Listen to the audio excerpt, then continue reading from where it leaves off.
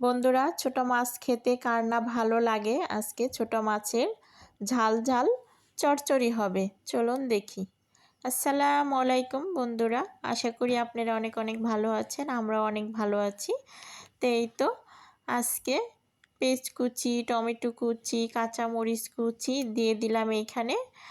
আর এখন দিয়ে দিব লবণ, হলুদ মরিচগুলো দিয়ে দিলাম, সামান্য পরিমাণ লবণ দিলাম, হলুদ গুঁড়ো, তো একটু ভালো করে কষিয়ে নিব।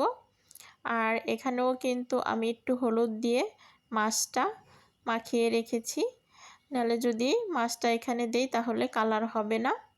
এখন কিন্তু মাছটা সুন্দর একটা কালার হবে, খেতেও ভালোই লাগবে।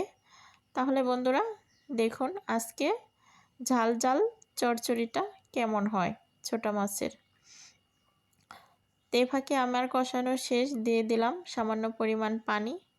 সাথে তো ছোট মাছের ধনেপাতা কুচি না দিলে হয়ই না, সাথে ধনেপাতা কুচি দিয়ে দিলাম। ধনেপাতা কুচিটা দিয়ে অনেক ছোট মাছটা সেই স্বাদ লাগে।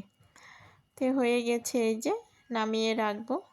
আরও চড়চড়া করে নিয়েছি, এই যে দেখতেই পাচ্ছেন।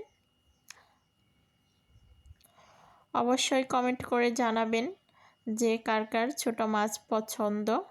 আমার কিন্তু ছোট মাছ অনেক অনেক পছন্দ, খেতে অনেক ভালো লাগে।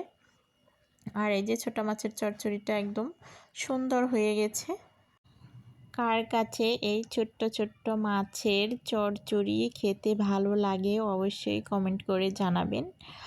আর আমি আজকে হাতে মাখিয়ে না, ঝটপট করে হালকা হালকা করে কষিয়ে দেখুন সুন্দর করে ছোট মাছটা রান্না হয়ে গেল।